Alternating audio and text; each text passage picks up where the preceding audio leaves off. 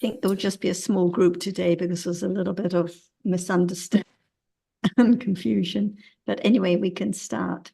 So Yotika, anything you've been reflecting on, anything you would like to discuss in the small group, a good opportunity? I have a lot of questions, but I don't know if it's about rebirth. Yeah, about rebirth, I think. But I have the idea that I cannot ask a question like this. That it always should be what is now, what is now, what is now going on. So what do you understand by rebirth? By rebirth, birth.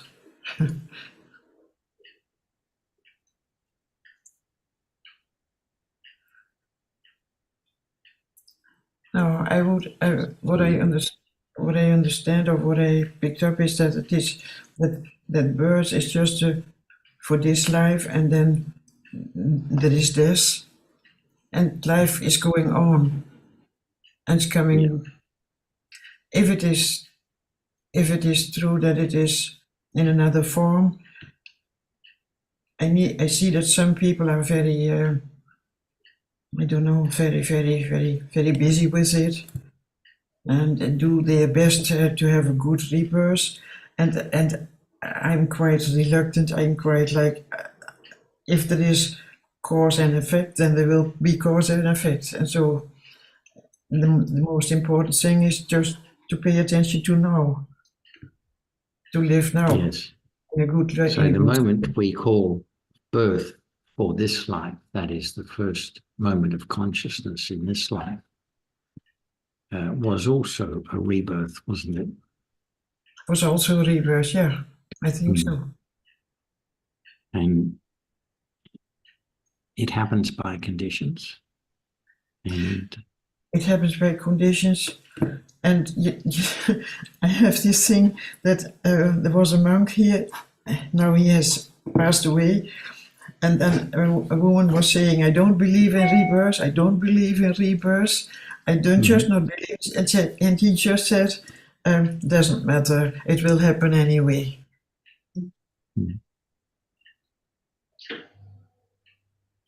Well, and I was very happy with it. And so I think, in effect, that's what the Buddha explains, that this life is a result of past deeds, and also past deeds will be a condition for what happens after death, at the end of this life.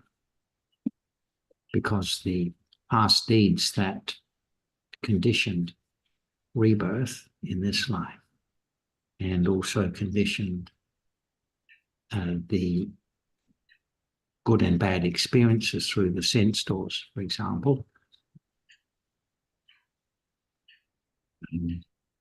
When death, when the conditions for this lifespan come to an end, there will be other karma that will condition the next moment following, and that is the first rebirth of the first following life. And that is because the conditions for continued existence are still there, have not been eradicated.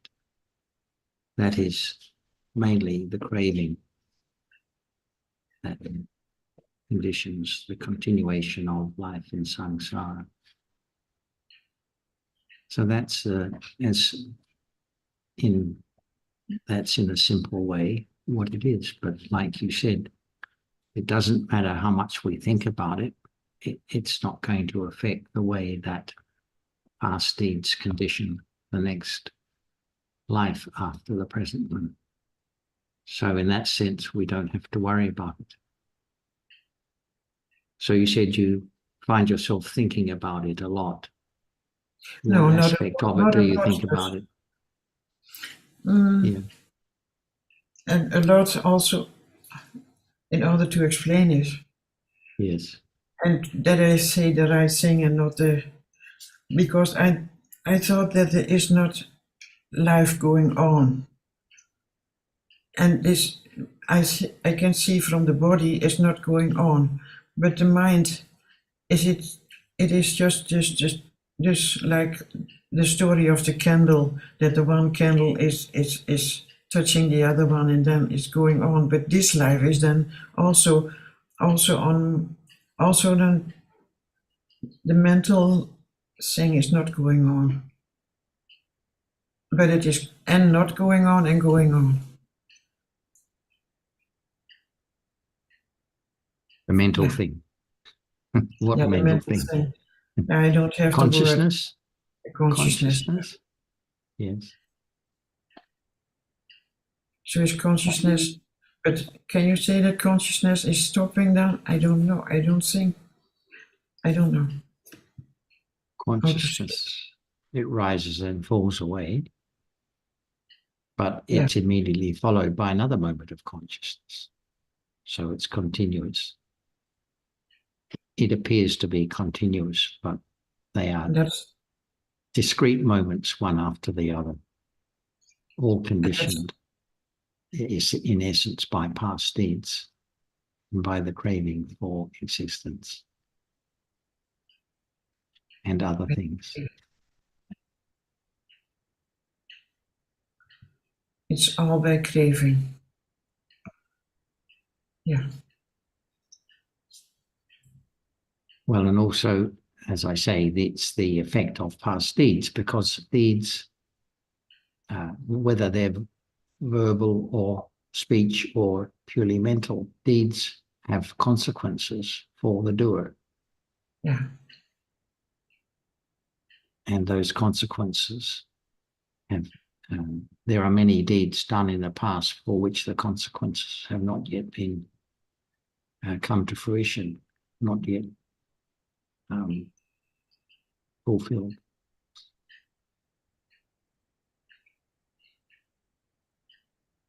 So these deeds propel the individual forward, just as the craving also is a condition for the continued existence, because it's craving which conditions further unwholesome deeds to be performed from time to time.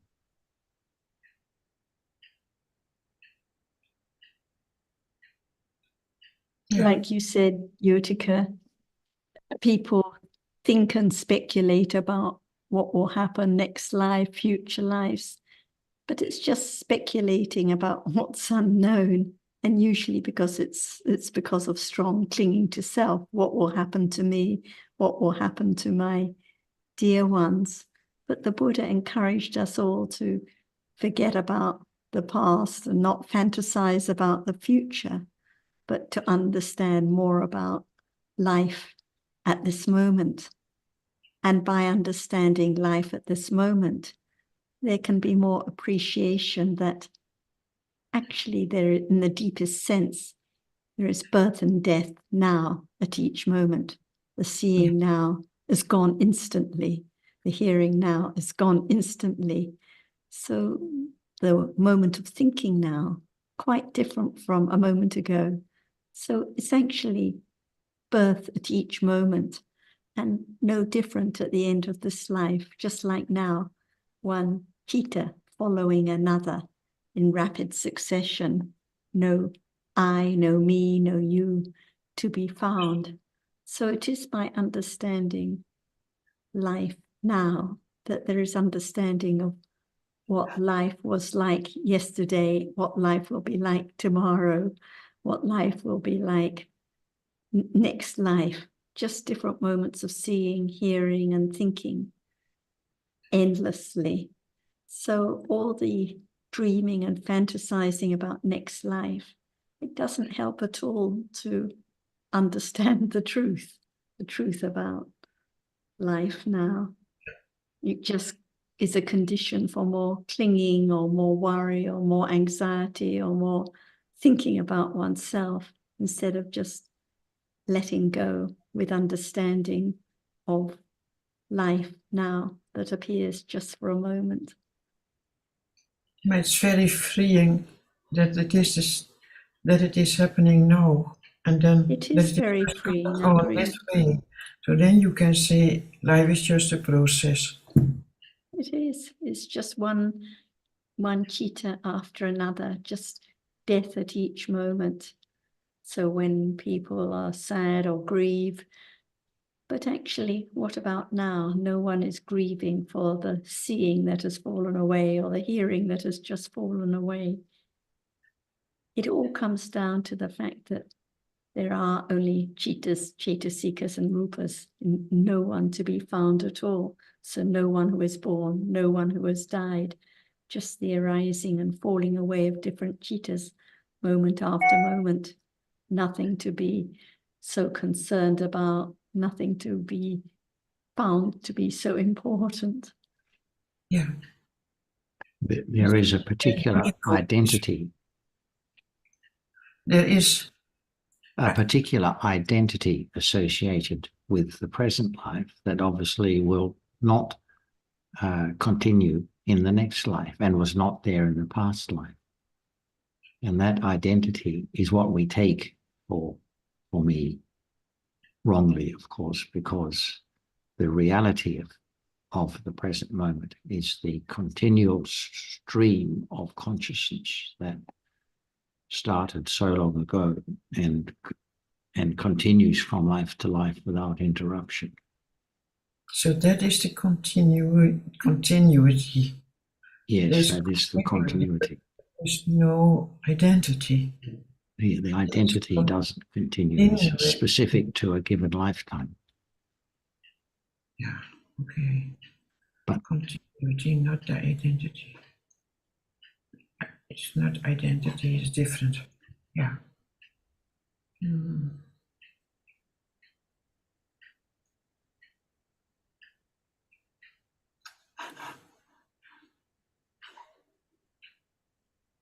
Perhaps Ajahn would like to add more comments.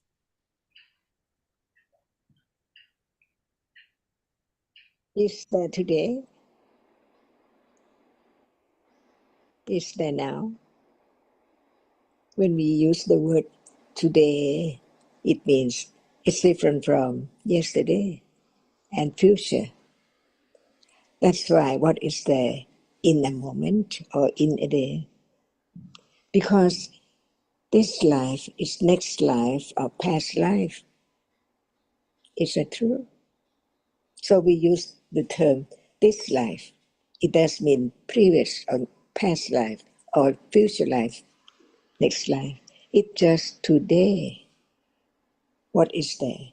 So today means not yesterday.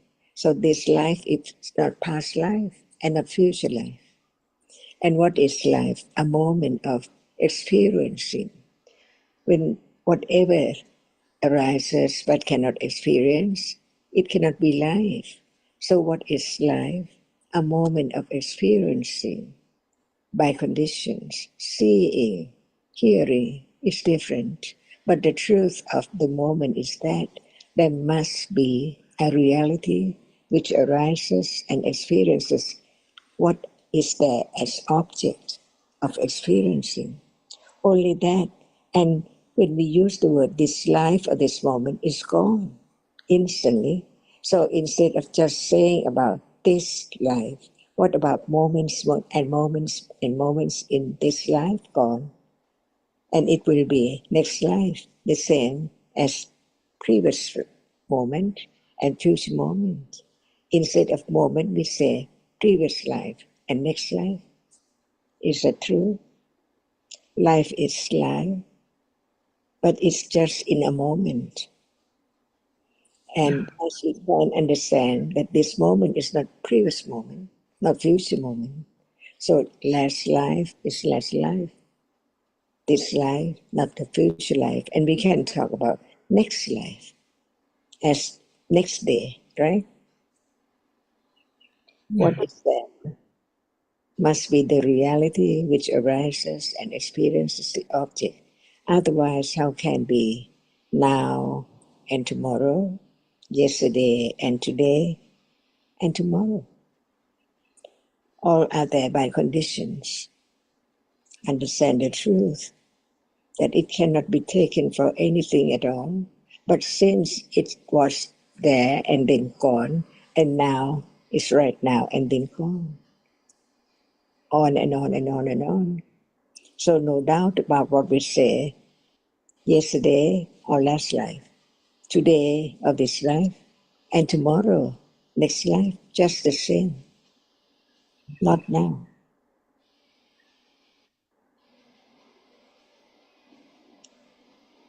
Not now. No. Mhm.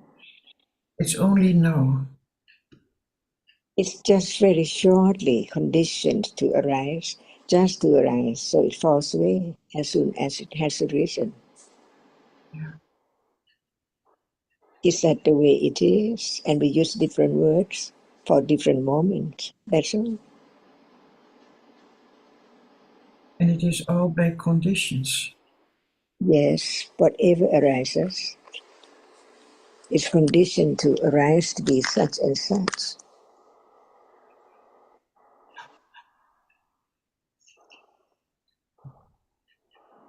This week we had a very sad accident because a woman took the bicycle and drove for the train. And This then she was dead. And then I thought, what is then the condition? okay. Is there seeing at moment of accident?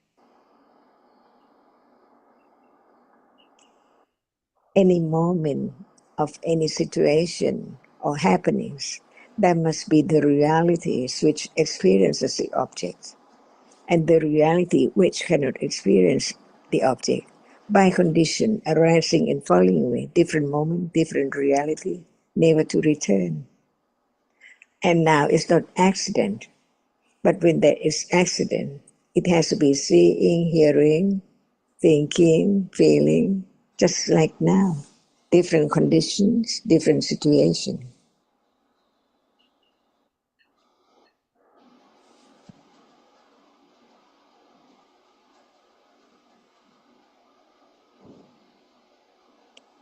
Who knows there will be condition for accident, incident, by conditions.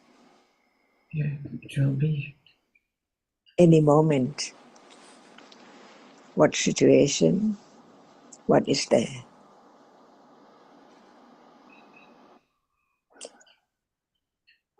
It's just the word which we say birth and death, but in truth, each moment is conditioned to see or to hear or not to see and hear, but there must be the reality which is there, conditioned to arise to experience an object.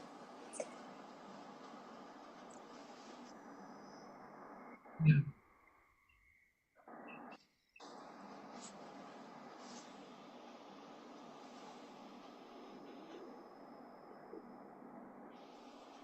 So what we take for birth and death or years and eons are only realities conditioned to arise and fall away.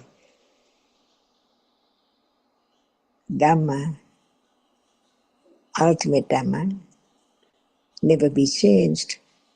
No one can stop the conditions for whatever arises to be conditioned on and on and on and on until there's no condition for whatever has arisen, that reality cannot arise anymore. The end of condition of what is accumulated, arising by conditions. Without conditions, nothing can arise at all.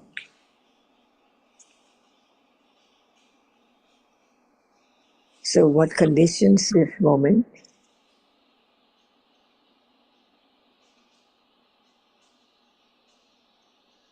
ignorance, no understanding of the truth of that which is taken for something or someone, but in truth, it is conditioned to rise and fall very instantly.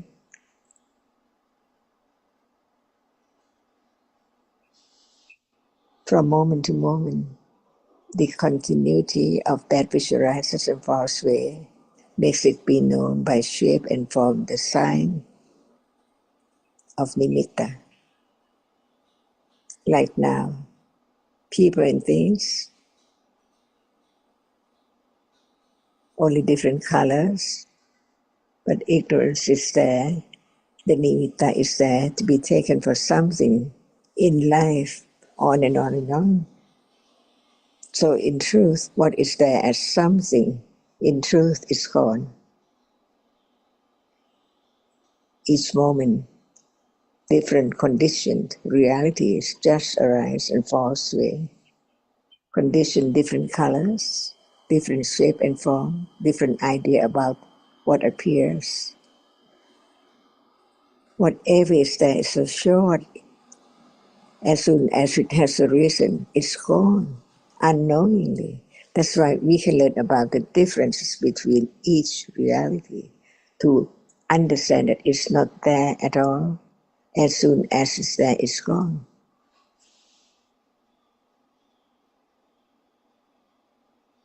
No one can stop the day, birth, death, each tiny moment. So very rapidly arising and falling away.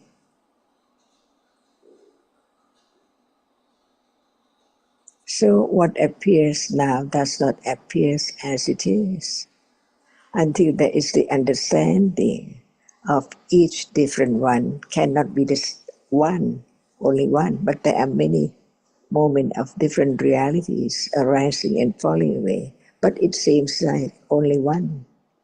Seeing is seeing, but in truth so many moments of seeing.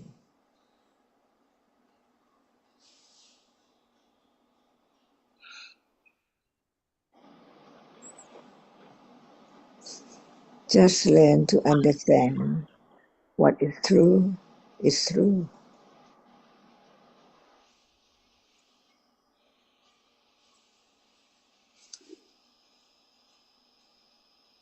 Previous moment can never arise again.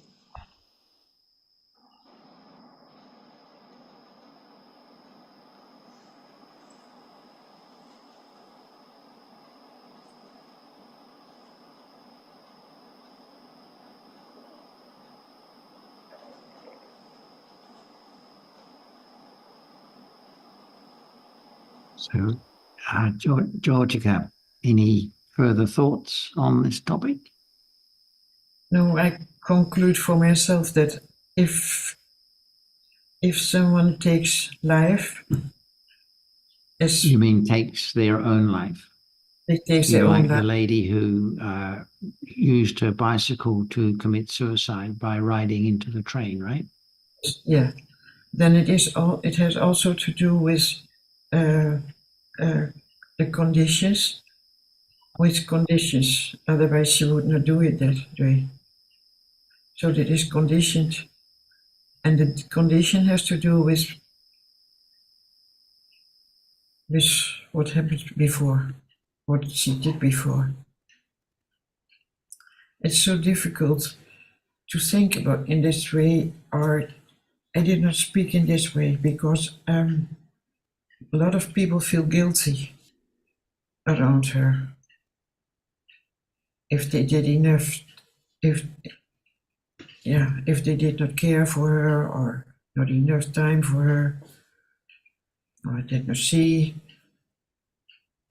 So this whole thing around it. So this is a different topic really from whether from the one of birth and rebirth, life after life, because But this is all, that happens for everyone.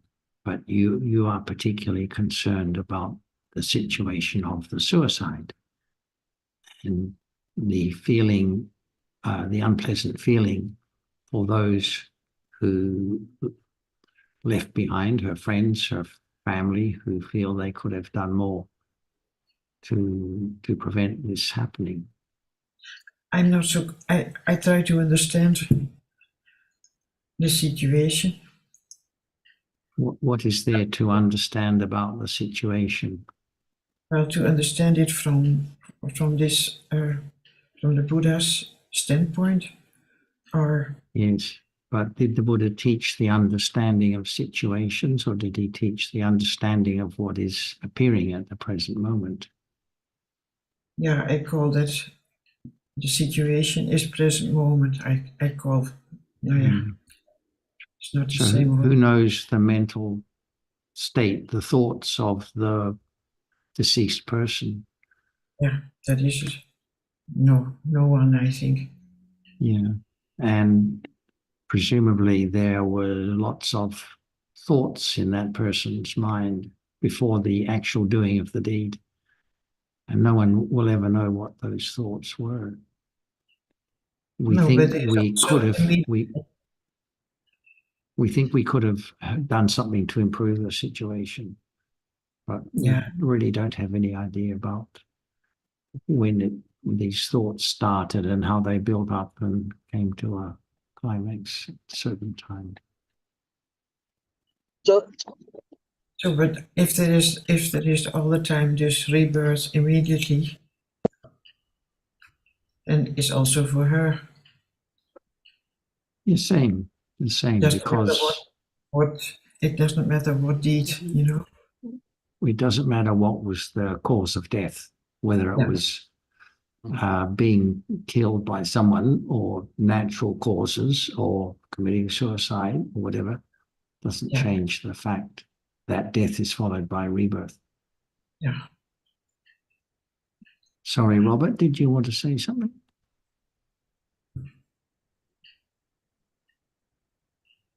Robert, Can't hear you, Robert. we can't hear your voice.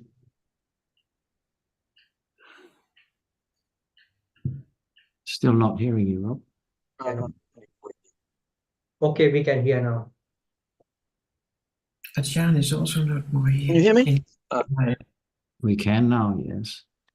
Oh, okay. Can you hear me now? Yes. Is it clear? Yep. So whatever guilt is, it's kind of pointless because the past is already gone, right? Doesn't matter what we could have done or didn't do. It's all gone. I was just reading a couple of days ago about Ajatusattu, King Ajatusattu, who murdered his father, Bimbisara, who was a Sotapanna and a very good father. And he went to the Buddha later and with feeling not very happy about that. And the Buddha said, in our dispensation, seeing that you've done wrong is seen as progress. Okay. Anyway, Ajatusattu gained great confidence in the Buddha. And he was said to be possibly the most confident layperson. He had huge confidence. However, he was still destined to hell because he'd murdered his father. Anyway, he carried on doing great deeds, giving to the Sangha. He built the hall where the 500 arahats rehearsed the teachings at the first council. And despite the fact that he was destined for hell, it's said that one day once he comes out of hell, he will become a Pacceka Buddha.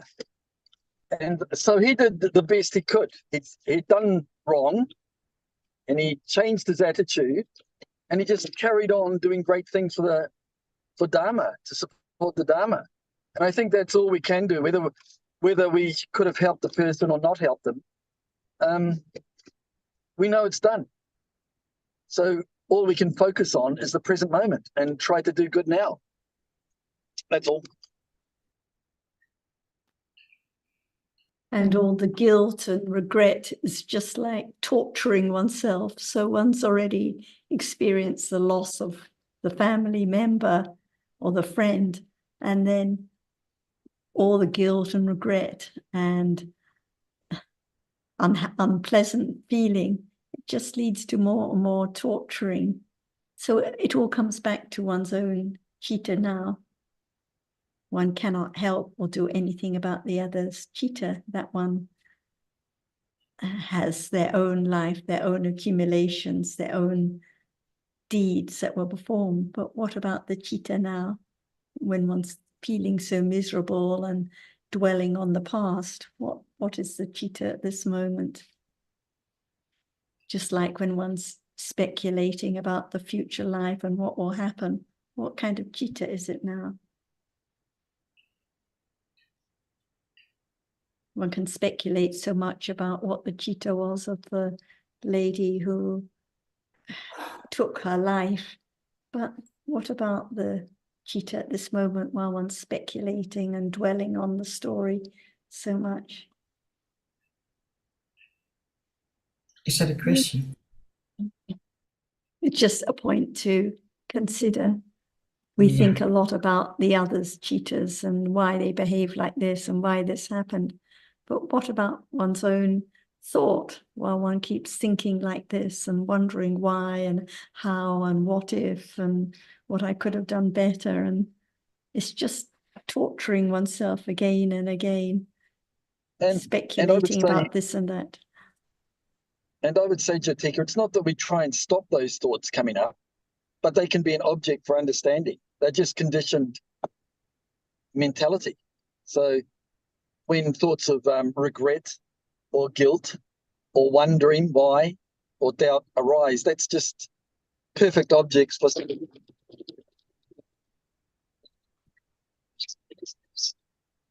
Lost your audio again, Robert. Lost your audio. I don't know. My phone must be playing up, Jonathan. Is it clear now? Yes, that's okay. Okay, yeah.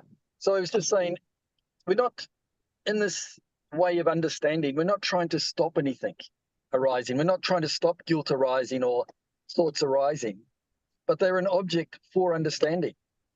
So the unpleasant feeling is a possible object for understanding. The thinking is an object. The doubt is an object. The guilt is an object. And in that way, it doesn't matter what arises, as anything is suitable for satipatthana.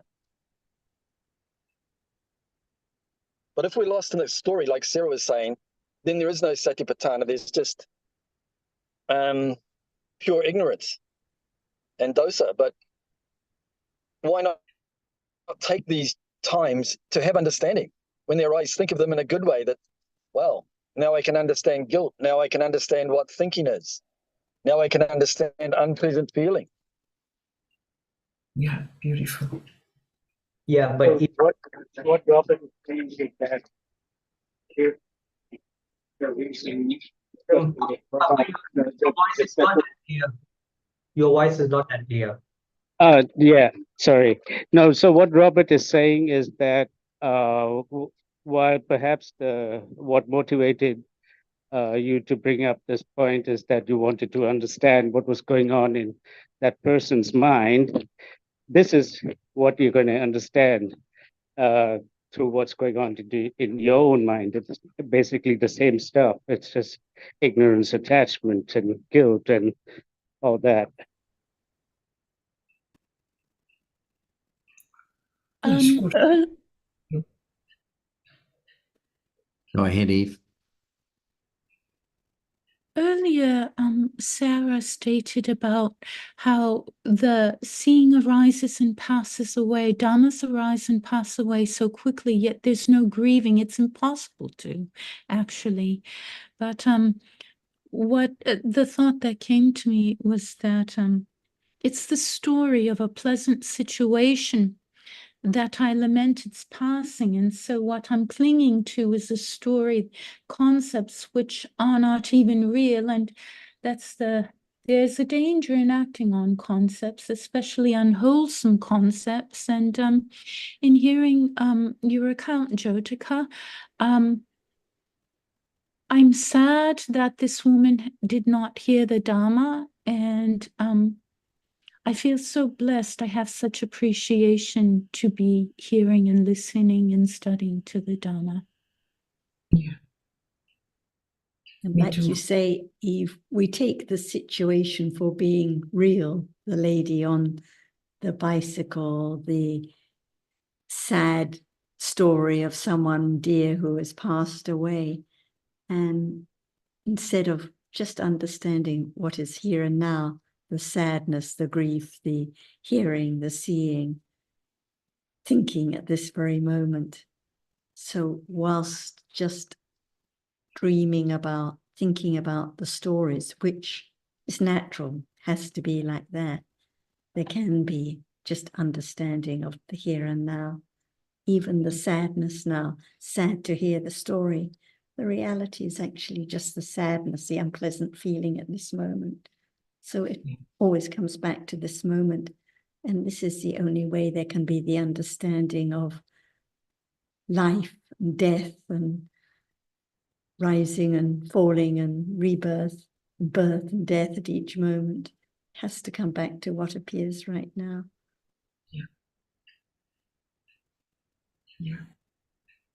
It's beautiful.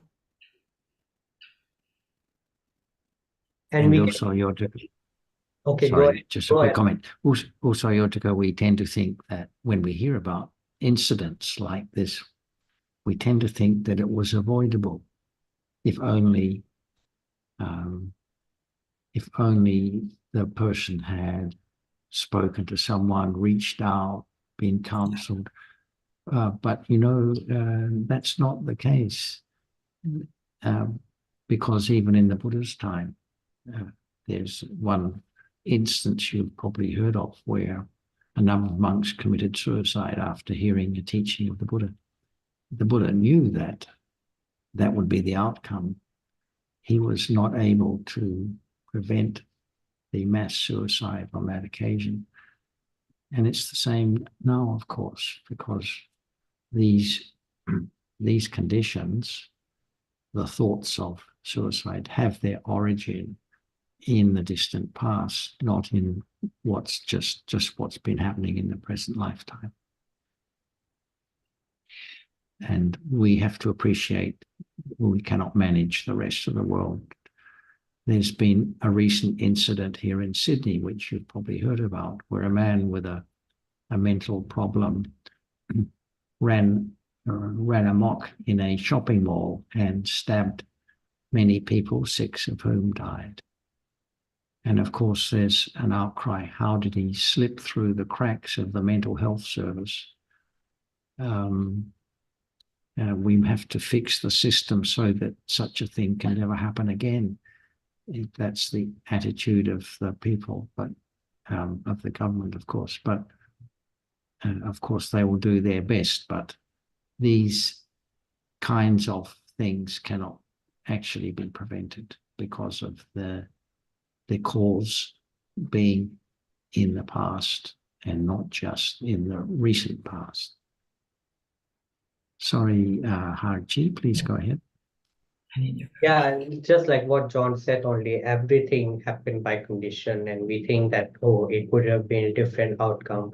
And actually we can see that everything of past has fallen away, and to think back or sad is just foolish.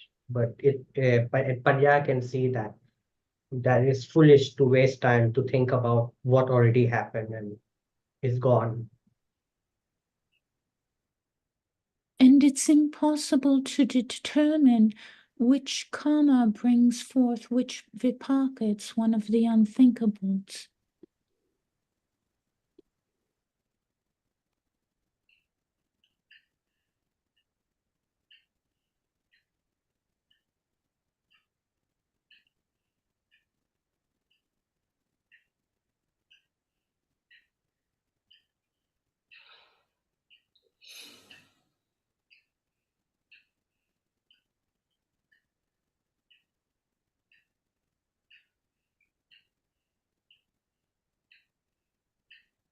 Would any of the Nepalese friends in the foundation like to add any comments or bring up any questions?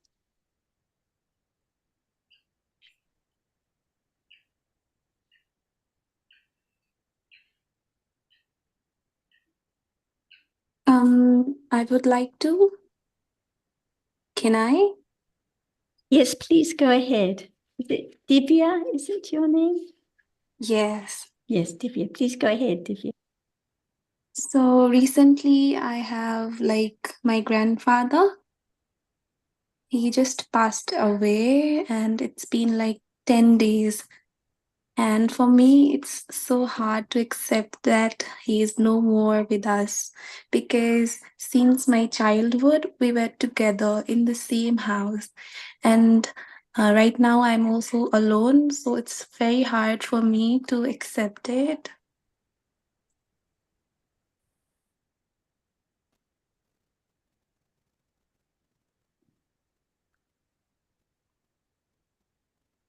So this is why the best medicine, the only true medicine, is the understanding of Dharma. We think of the dear one, my husband, my friend, my grandfather, who is alive and then passed away. But even now, in truth, is there a husband or friend or dear one, or are there just different moments of seeing and hearing and thinking? We think the sadness is because of the big loss, but what about the accumulated clinging and the accumulated sadness that has to follow? So this is why we repeat again and again, and why the Buddha repeated again and again, that life is just in a moment. At moments of understanding, there's no sadness, no grief. At moments of kindness or generosity, there's no sadness. But at moments of thinking about your grandfather, thinking about the loss of one's own pleasant feeling, then there is sadness. So it's just for a moment and then it's gone. We think I feel sad all day, but at moments of enjoying the lunch, moments of talking to your friends about the Dhamma, no sadness at those moments. So whatever arises in life is just for a moment and then falls away completely. And this is the truth that the Buddha taught, that whatever is dear to one will be lost in life. The loss, sooner or later, there will be the loss of all one's family members, all one's friends, whatever one finds so dear. But there can be understanding now of what the real problem is, the clinging now, the heartbreak now that has to follow it. Yes. So I try to do some meditations. I try to figure it out, but still it's little hard for me. But then I have to accept what the reality is because life goes on in this way. Always sometimes rises, sometimes falls, but still it's the reality. So I have to accept it. Thank you so much for your declarations. And when there's the idea that I can do something, I can figure it out, I can change it, I can stop the sadness, that is the problem too, the strong clinging to I and what I can do. Whereas in fact, as we discussed before, the grief is bound to arise, the sadness is bound to arise, just like happiness arises at other moments or joy arises at other moments. So whatever arises by conditions, and however much I tries to change it, it's impossible. So the path is about the development of understanding and accepting what has been conditioned already, which falls away instantly. Perhaps Yes. Ajahn would like to add more comments too. Thank you. Thanks, Divya.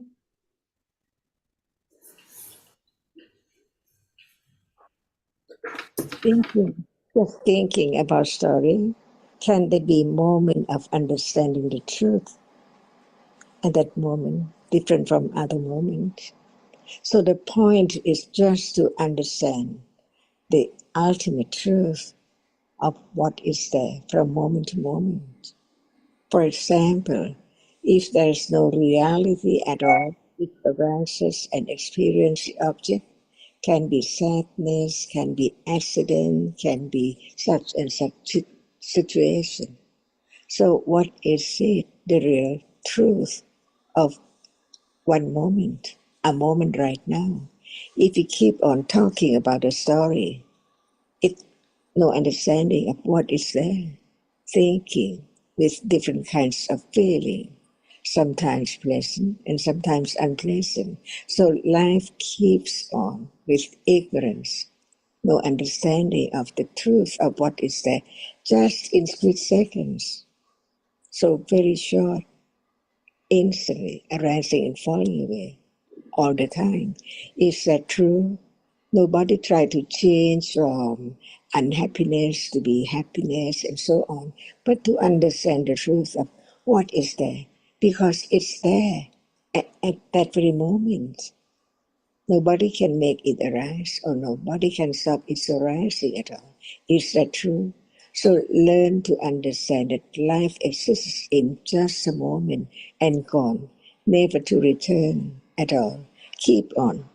Sometimes pleasant, sometimes unpleasant, sometimes seeing, sometimes thinking, like in this life, from moment to moment in life, each day, and then the end of life, and then condition for next life, to just arise, like this life is future life of past life, previous life, or just a moment before it.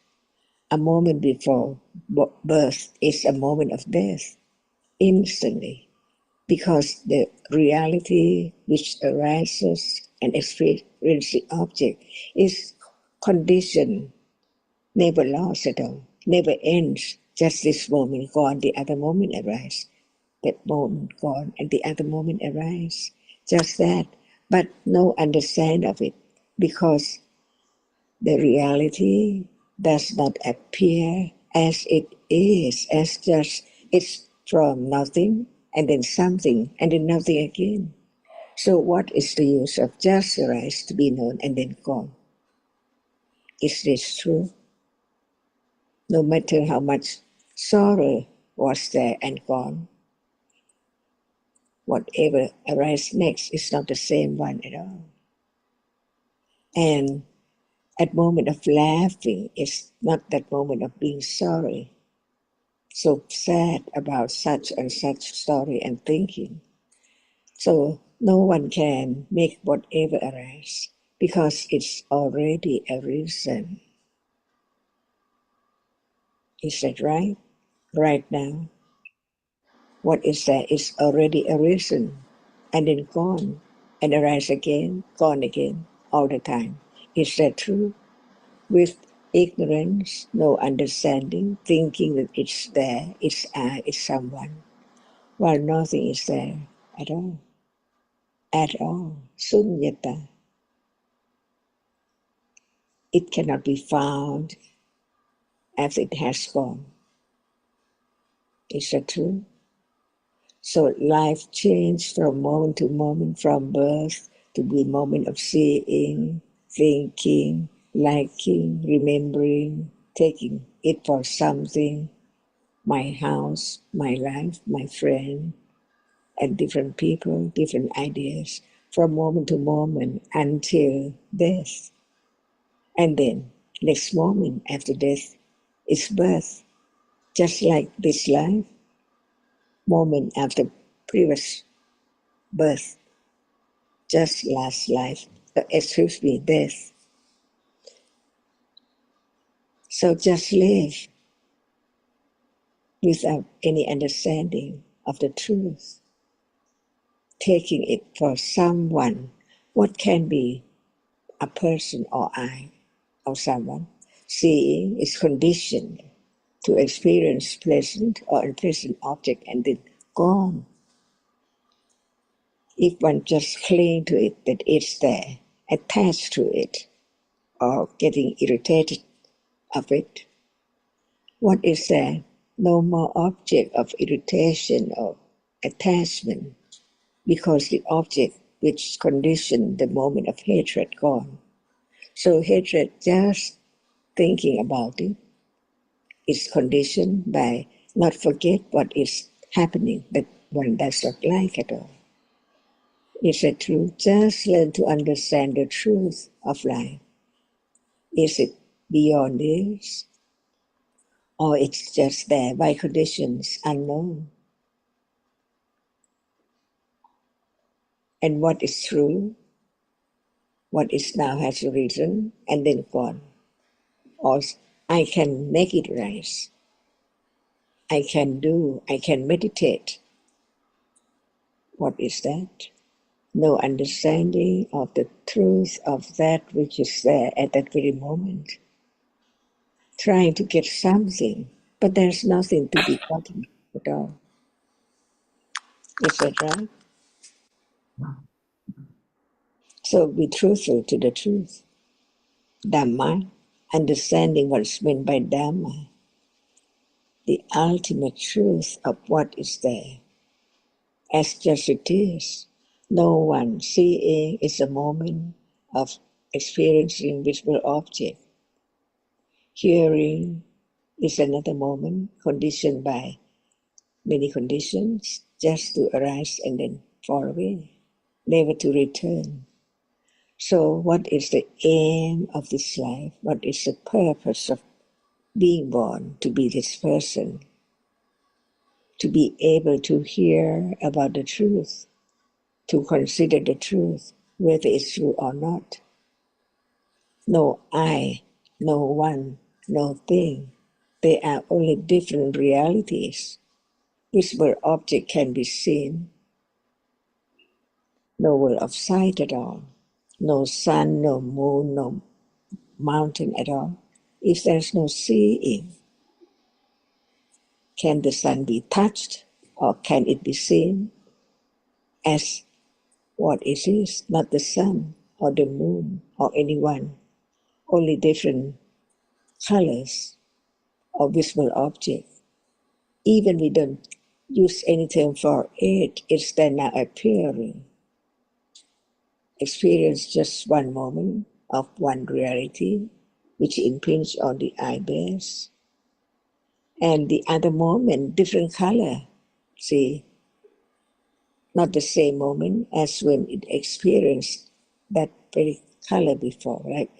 For instance, seeing red and seeing blue, see, never be the same moment at all. So learn to understand the truth. Be truthful to the truth, to understand that if there's no hearing, considering about the truth at all, how can there be the understanding of the truth of what is there now as it is? So right understanding is different from ignorance.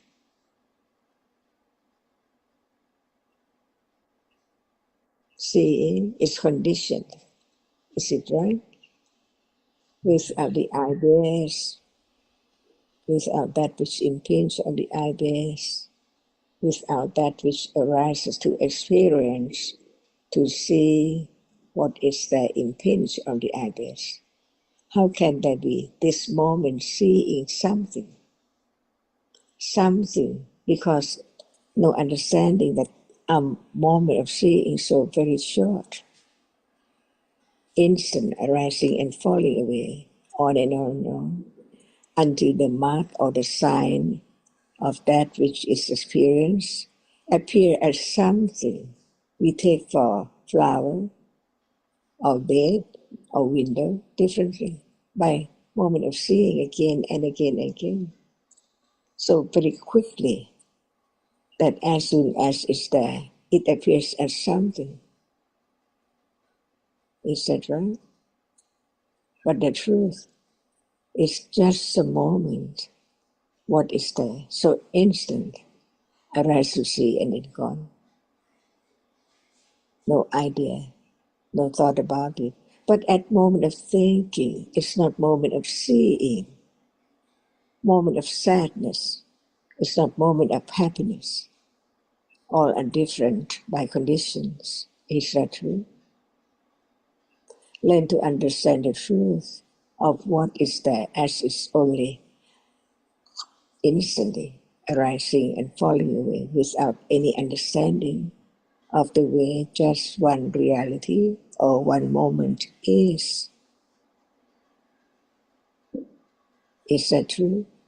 Learn to understand what is there now. It seems like they are together. The window and the bed and the flower together, but in truth it's not. That's why learn to understand what is meant by enlightening the truth. And the one who enlightened the truth just tell about the truth, helping the other to consider the truth in order to realize the truth, not just hear it, but does not experience the truth. That's why it cannot be the very, very great and sharp enough understanding to let go the accumulation long, long time ago of the self and attachment and ignorance of what is there appearing. Little by little, that's why when there is more and more confidence of the truth, it can condition moment of not forgetting it, but it depends on conditions. That's why life goes on by different conditions, known little by little of different conditions that can let go the idea of self and something very gradually, little by little. So learn about the truth of what is there in order to understand ignorance and understanding. Without hearing, considering about the truth, the seeing is not that which is seen. It's conditioned to arise to see and then gone. So it cannot be anyone see or anything seen at all. It's just like the breaking world.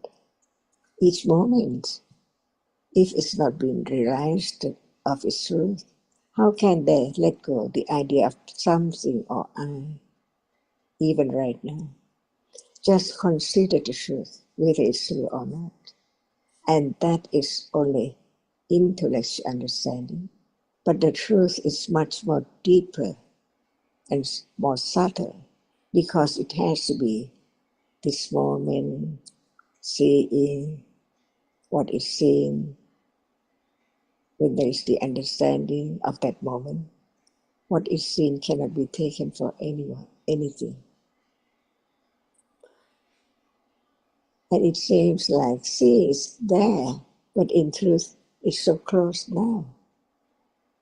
Nothing is as close as seeing right now. Not far away from the eye, which is there now, very close.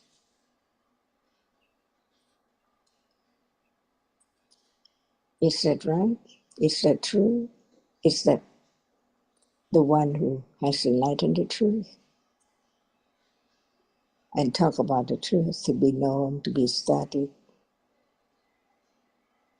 to let go ignorance, attachment as something and someone all the time from birth. So we learn to understand little by little what is true now, this moment, what is there. Seeing is not that which is seen at all. And the reality which is seen does not appear as it is. And when it's that which appears, it can be studied. But what about seeing? Does seeing ever appears? Because all the time, that which is seen appears all the time at moment of seeing. So how can there be the understanding of not anyone sees, it's only a reality which whenever it arises, it experiences an object which is different. Seeing is not hearing. It experiences the object, but the object is different. So it's different moment. That's why in life there are different moments of experiences, different things from moment to moment as something all the time. But in truth, what is meant by enlightened truth, experiences are reality at a time and not enough. That arises and falls away too, not permanent at all, until what is there in life is known by the development of understanding from moment to moment. And that is the fourth noble truth, the path leading to understanding the nature of this moment as it's there, arising and falling away by nimitta, just the sign of that, because just only a moment of seeing cannot be known at all. So very, very fast. But it can be studied, it can be realized little by little until it's so clear. So understand each word of each degree of understanding, each level of understanding. Right now, there's no doubt that seeing is there, arising. If seeing is not there, how can there be that which is seen? And seeing is not that which is seen, but it's not I see, because it is conditioned to see. That's all. To see is real by conditions. If there's no condition for seeing, hearing, smelling, tasting, touching, how can there be those moments, those realities?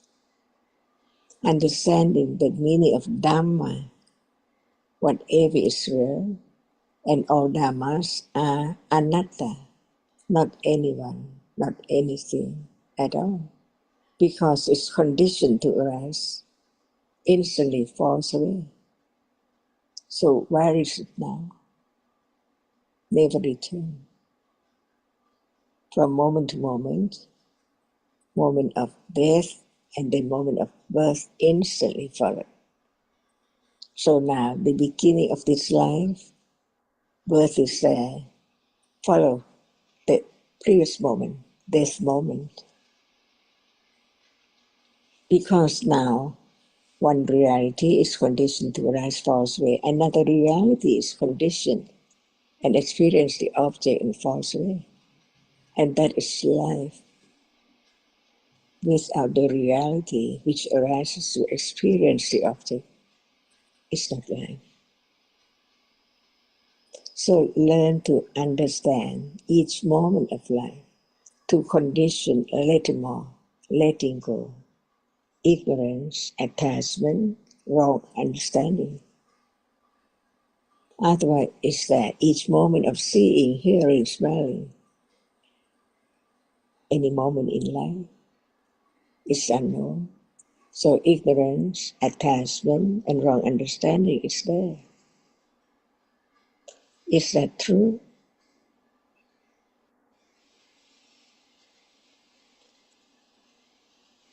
If it's not true, what is true?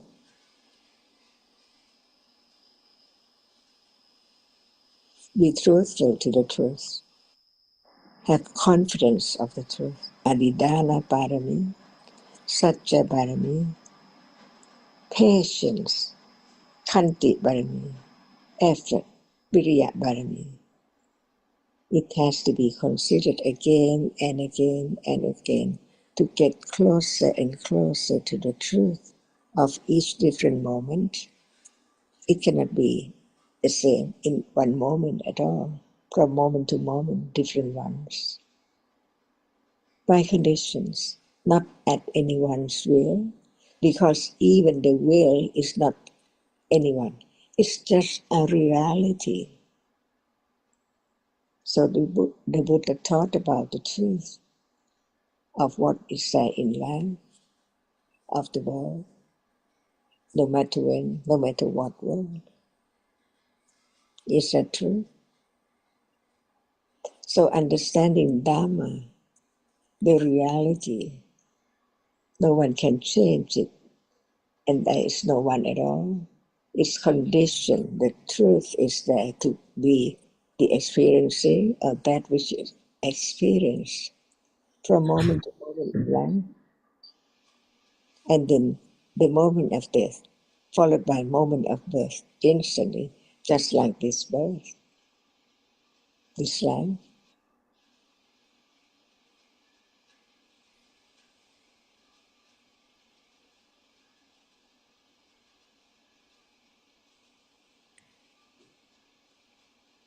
Divya, you brought up the passing away of your grandfather that you were so close to and which you found hard to accept.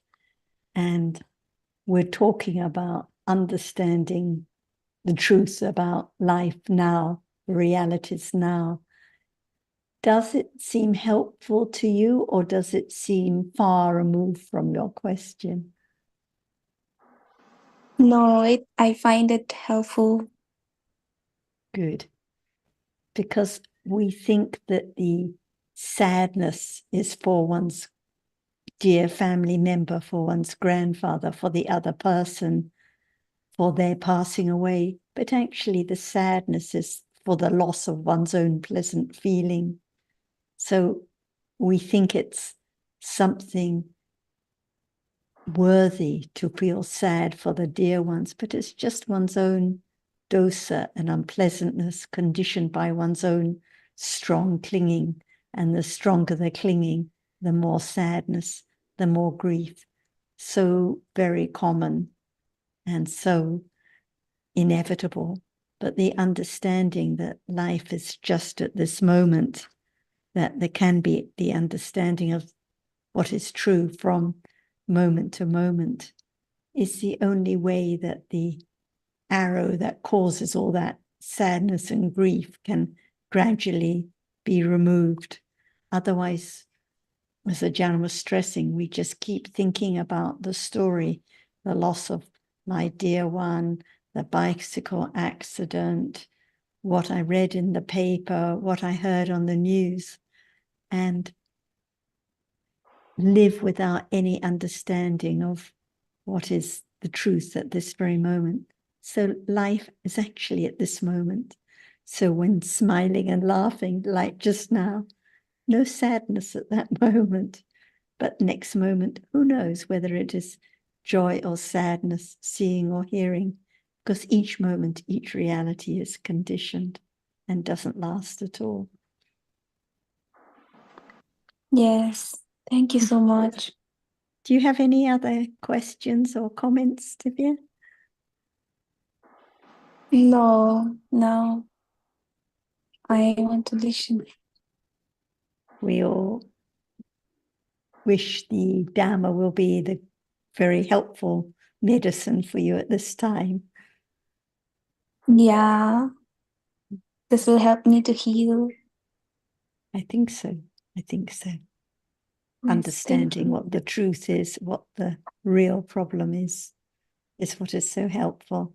We think the real problem is this or that situation or loss, but the real problem is the accumulated ignorance and clinging, which brings all the different problems in life. So helpful reminders for everyone. So thank you for bringing it up, Divya. Thank you.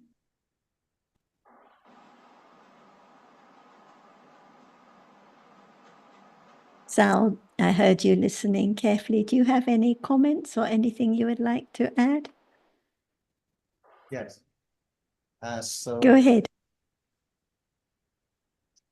your story just touched on our friend and the teaching is so helpful to me too. And as the key is back to this moment, as we call now, back to now. And my question is not doubt about the reality at this moment, but I just want to hear more about the word now, because the reality at this moment just very, so when we said now, I think it's very important for understand now. So I would like to hear more about now. And now is gone, gone, gone at each instant. Seeing now, gone, hearing now, gone, pleasant feeling, unpleasant feeling, whatever arises is gone in a finger snap. So the Buddha said he couldn't describe how quickly each reality arises and falls away. But when there is understanding of Dhamma, no thought about how quick the characteristic can appear, like a miracle, understanding can develop and get closer to the truth of what appears by way of the nimitta or sign of the characteristic of the reality. So countless moments of seeing, but there is a characteristic which understanding can know. And when a conditioned reality is the object of awareness and understanding, it will be a conditioned reality that is arising at the present moment. And when we talk about now, we mean the present moment.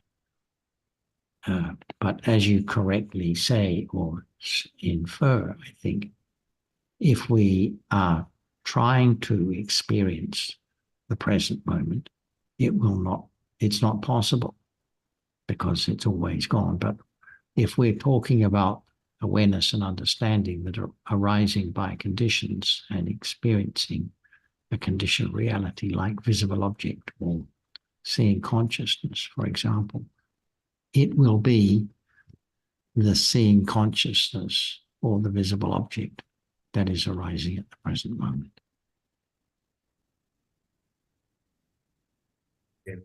So just like our friend sees lost her father. So when I think about the future of my grandchild, a little bit worried. So it's just a story. So the reality now is just the thinking, and we're not sure about anything will appear because all by condition. But when we say about now, can I say impossible? Because when we say about something, it's right for myself, impossible to say about now. Maybe As a concept, why is it impossible? We talk in concepts all the time. So now is a concept, another concept, just like the past or the future or the present. But yes, it's only if we have the idea that the present can be made to appear, and I think we can use the present moment instead of now. If what is real at the present moment can be made to appear or can be somehow grasped, then that is the wrong idea. But we appreciate that it's possible for the reality, a reality that is appearing now, to be the object of awareness and understanding. It And has there's to be that way. Yeah, go on. No, I was just going to say, as Sarah was suggesting, that now is actually already gone. So it's not about, us thinking about what now is not there, and in theory that what is now because it's gone, but it's a matter of understanding previously, before hearing the Dhamma, we thought now means something that we can always come back to and pay attention. Now, with some understanding, we know that the nature of now is gone, gone, as Sarah was saying, now gone, now gone.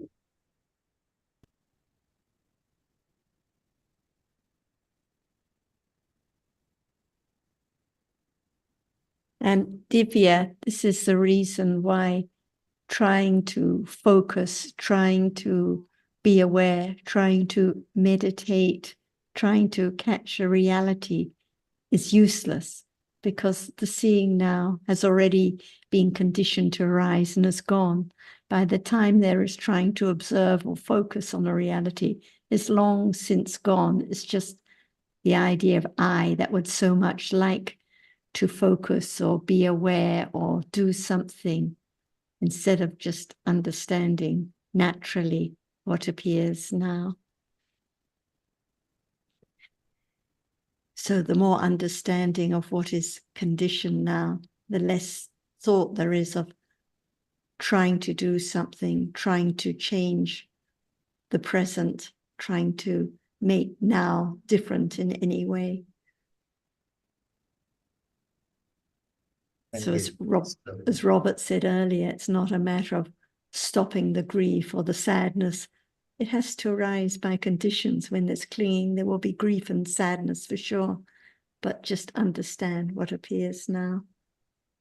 And when, like in Mr. Zhao's case, when he's enjoying playing with his grandchild and there's so much enjoyment, no thought about the problem, but without the clinging, no sadness and grief when it's not as one would like it to be. So we think of the sadness and grief as a problem, but what about the clinging and ignorance as the real problems? So thank you. The teachers are very helpful to me, and I really appreciate about this. So the reality is so very certain, no matter who I am. So, and your grandchild is fortunate that there will be an opportunity to hear Dhamma from you too. And we don't have a lot of time. Let's see if Ajahn would like to add extra comments. Whom do you like most? Ourselves. That's it. So is that so? No. That's why we have to learn more to let go the idea of self, that in truth there's no me, no one, no things at all. Is that true? And it's beyond anyone's will or expectation or try to do anything to have such understanding.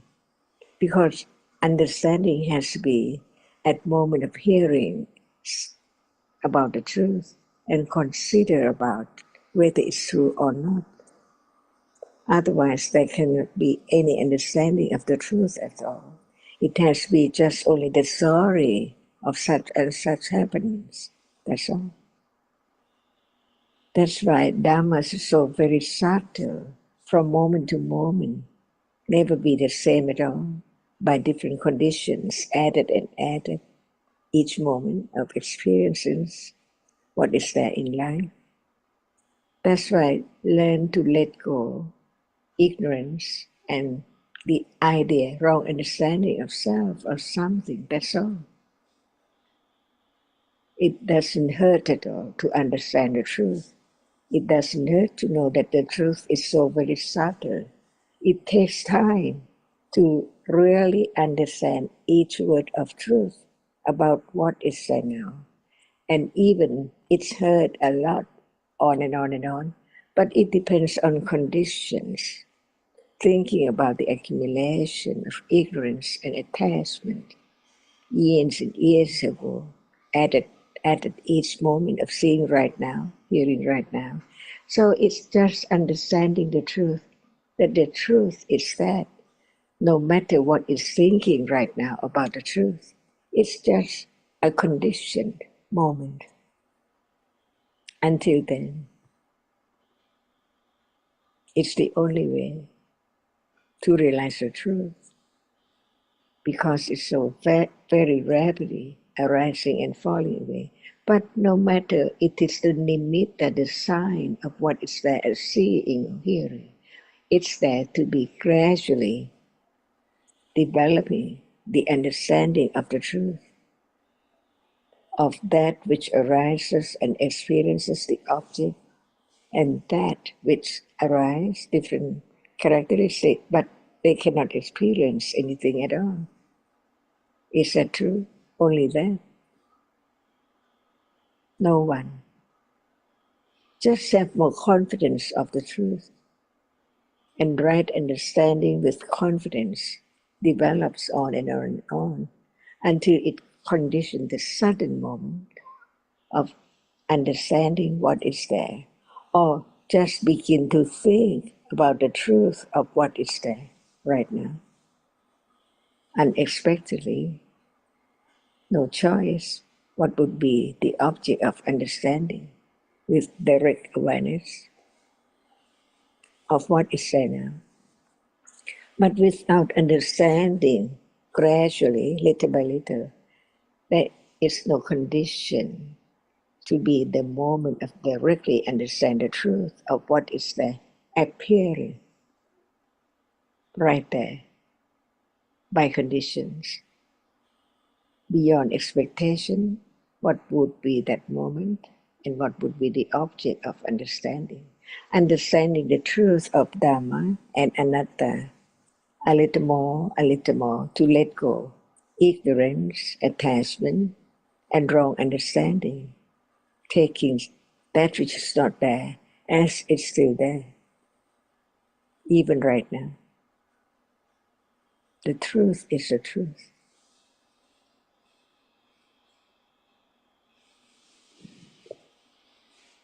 That's why we learn about the true nature of what is there, as whether it is wholesome, kusala, or unwholesome, kusala, or that which is not wholesome or unwholesome. See, different characteristics, different words for different reality. To understand each different characteristic in the day as just a reality, conditioned reality, arisen by unexpectedly moment. What would be next moment? See, it's there already, unknown. Learn to understand the very subtle reality, as it is so subtle, but it can be gradually known until moment of realize the true nature of it, arising and falling away, unsatisfactory. Why? Just arise and then gone. From nothing to be something and then nothing again. Just keep on by conditions when there's not enough understanding to let go gradually ignorance, clinging, or the wrong understanding, taking it for something permanent. Even it's no word about it's not permanent, but it's there. What does it mean? Never gone. But in truth, no more, all gone. So instantly, unknowingly, now. So now includes many moments.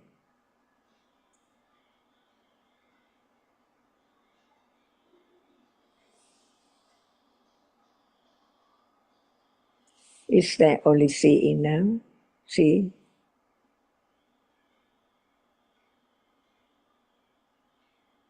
So what is after seeing?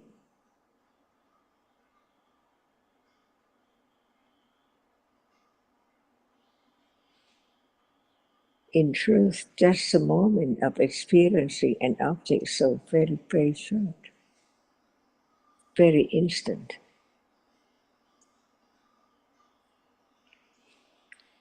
When it's true, learn to understand the truth, have more confidence of the truth. That's the way to let go. Clinging to it, forgetting that it's just gone as soon as it has arisen.